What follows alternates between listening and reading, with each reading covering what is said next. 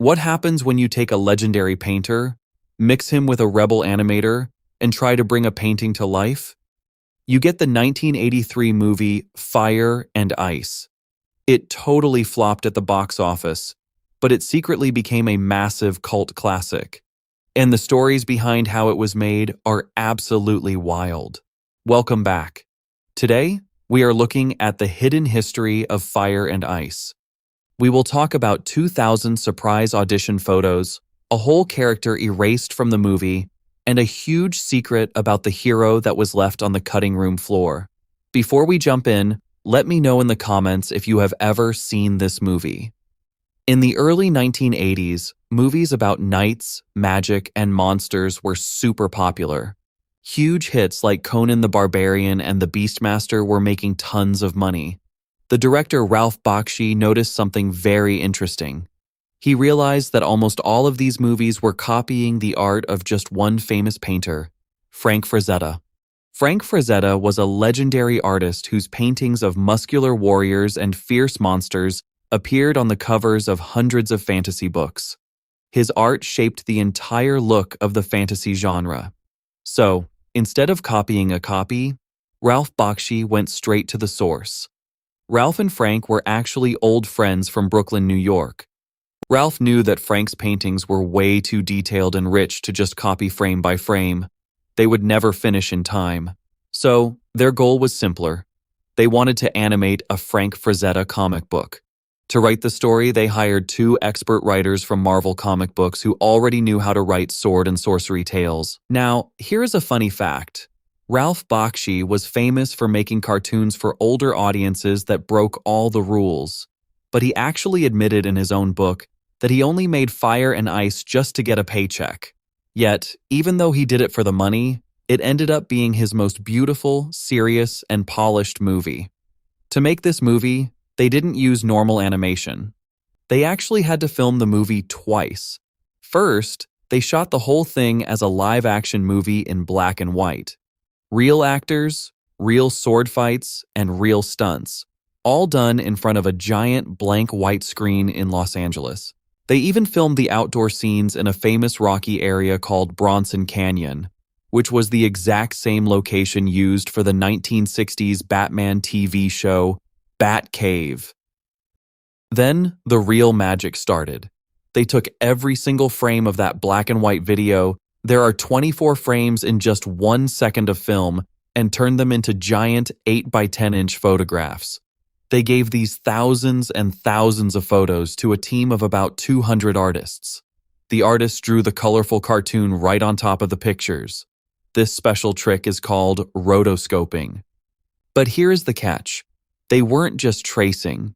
If you trace a real human being, even a super athletic one, they look kind of boring and flat on a page.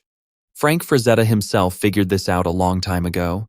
The artists had to use the real-life photos as a basic skeleton, and then draw the muscles, weapons, and landscapes much bigger and more dramatic to make them look like heroic paintings. The amount of work was crazy. They painted over 1,000 beautiful backgrounds, making up to 10 of them every single day. 2 of the background painters on this movie went on to become incredibly famous. One was James Gurney, who later created the amazing Dinotopia books.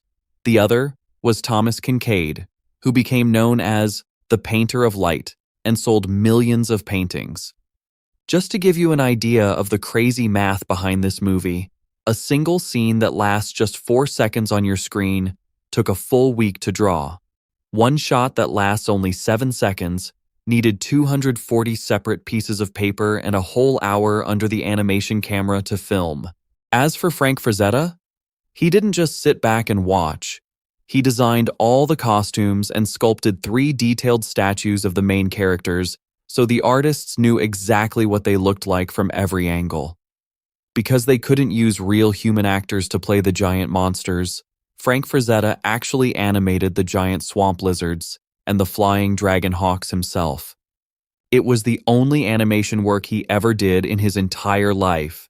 Casting the hero, a brave woman named Tigra, became legendary in Hollywood. The directors wanted the ultimate dream girl. They saw so many people that years later Ralph found 2,000 photos at Frank's house. But there is a darker side to this story. The audition notice asked for athletic actresses of a shorter height. What it didn't say was that a photographer was there taking revealing pictures of them in their costumes without their full permission.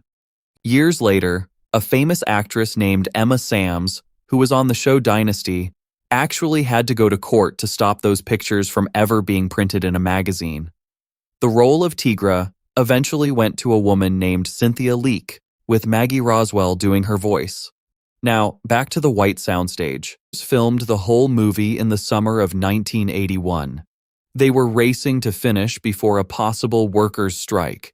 The actor playing the bad guy, a man named Sean Hannon, kept a daily diary. He said the set looked like a giant, empty, white void. He joked that with actors running around in simple fur outfits and bikinis, and the director yelling instructions like, "Slide over those bodies slower," it felt exactly like a really silly, low-budget movie. During filming, the main villain's mother was completely recast.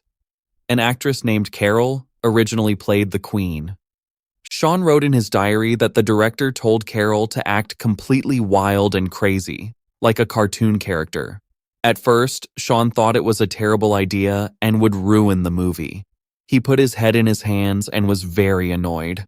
But then, he decided to use his own acting to look super embarrassed that his mother was being so weird. Surprisingly, it actually worked perfectly. Carol also made the best mistake on set. Instead of calling her son the Lord of Ice Peak, she accidentally called him the Lord of Ice Pick. The director burst out laughing. But months later, Sean was called back to film more scenes, and a totally different actress was sitting on the ice throne. The director had completely changed his mind and wanted a serious, cold, and scary queen. They refilmed every single scene. Carol's performance was thrown in the trash, and her name isn't even in the movie credits. And that wasn't the only thing cut from the movie. We have arrived at the ultimate secret of this film. The mysterious axe-wielding hero named Darkwolf originally had a massive secret that changes the whole story. He was the bad guy's father. In the first version of the script, Darkwolf was actually called the Death Dealer, named after Frank Frazetta's most famous painting. In the original final battle, Darkwolf surprises the villain through a trapdoor. The villain says, "She said you'd come one day." Father and son fight. Darkwolf wins the battle. Then, the queen holds her defeated son, and we find out she and Darkwolf are the parents. They look at each other and realize what a terrible thing they have done to their own children. All of that was removed. Nobody really knows why. In the movie we watch today, Darkwolf is just a mysterious warrior who shows up to save the day. Do you think keeping the family secret would have made the movie better? Let me know below. Fire and Ice hit theaters in August 1983. It bombed, making only about $760,000, which was way less than it cost to make. Critics loved the beautiful art but said the story was too simple.